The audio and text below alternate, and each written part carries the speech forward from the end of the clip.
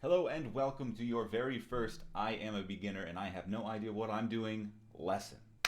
Let's get started. So the first thing you're going to want to know is the strings on the guitar. You need to know they have names and they also have numbers that people will talk about in order to tell you what they're playing and for you to understand what you need to play. Starting on the very top here, this one right here, this is the E string, also known as the sixth string. Yes.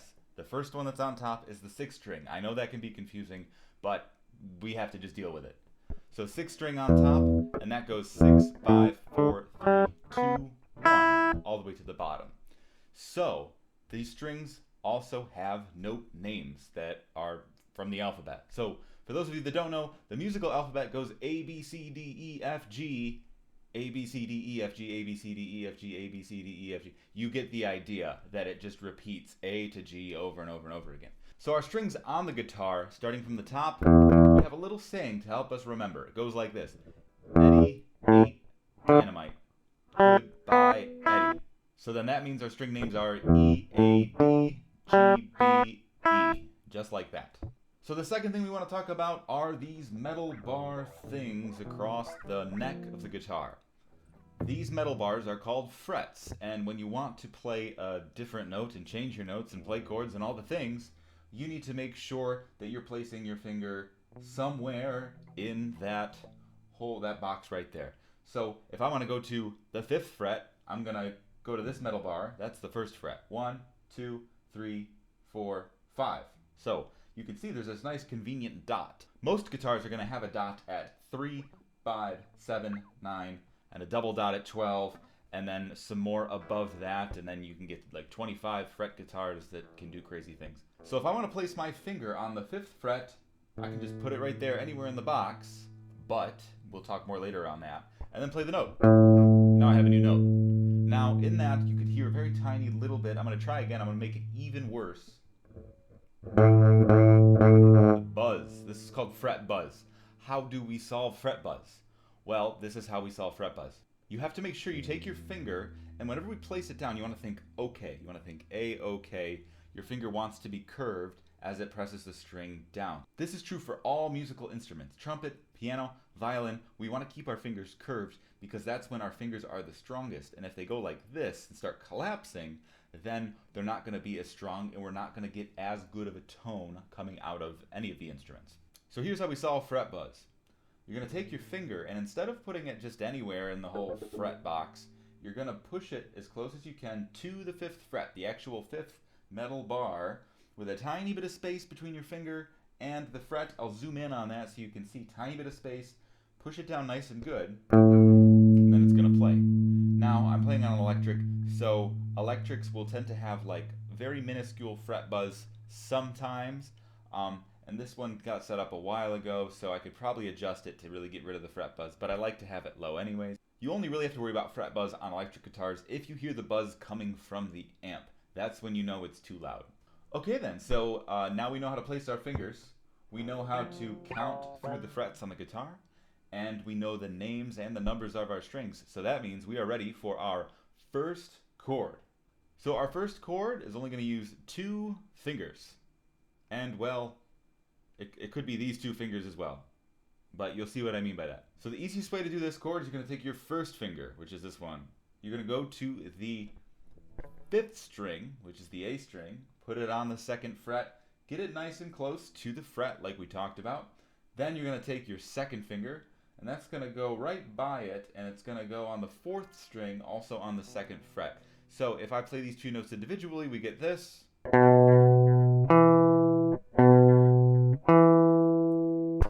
And now, if I play all 6 strings, we're going to get this. Cool. So this chord is E minor. This is possibly the best beginning guitar chord because it only requires 2 fingers and it gets used a ton in music. So you can jam out on this one chord pretty good.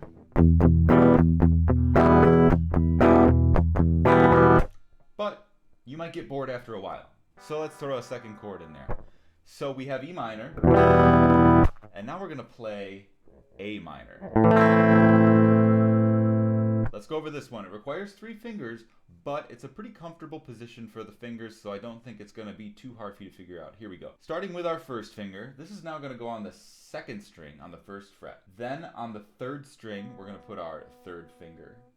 So there's 1st finger, 3rd finger, and then we're going to take our 2nd finger. That's going to go on the 4th string in the 2nd fret. You'll see now we start to get into some tricky territory where I have this finger nice and close to the fret like I told you before, but this finger is kind of in the middle of the fret, so we really have to make sure we're firmly pressing to make sure the string is fully being activated by the fret so that we get the pitch we're looking for. Now on the A minor string, we're only going to play from the 5th string down, and then we get the chord. So you don't want to play all 6, but when we play the E minor, we're going to play all 6 strings.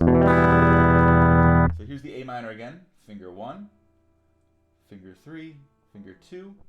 Start from the 5th and strum. And now we can talk about that other way to make the E minor chord. Check it out. I'm going to take my 1st finger off.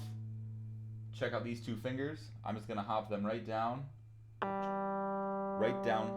the 4th and the 5th strings.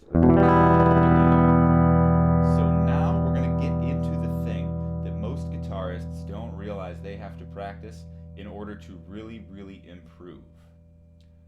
That thing is practicing chord switches very, very carefully. So start out with your E minor chord and think about what does each finger need to do to get to the A minor chord.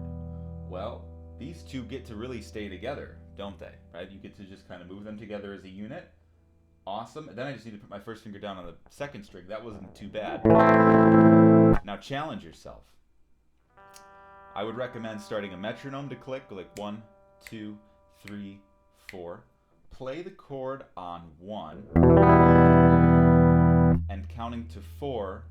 Try to get your hand set up by the next time beat 1 comes around. So I'll count it and play what I'm talking to you about. 1, 2, 3,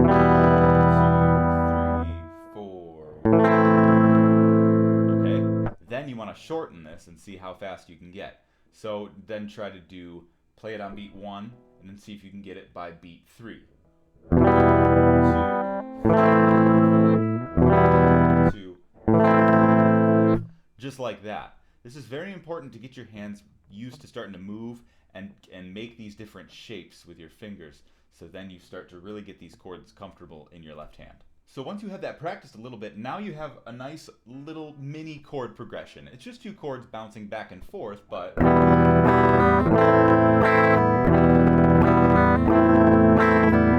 kind of has that spooky ghost story campfire vibe to it. And you could play this, and then you can have a friend who maybe knows a little bit more than you do. You can play this chord progression, and then they can start to solo using the pentatonic scale. And that video is going to be coming in the future. So guys, let's recap. We've got our string names. We've got Eddie, 8, Dynamite, Goodbye, Eddie. We also know that the string numbers go 6, 5, 4, 3, 2, 1. Remember, string number 6 is on top, and string number 1 is closest to the ground, or the floor, or whatever you're sitting on. Then we learned that we need to place our fingers close to the fret that we're in, or else we're gonna buzz.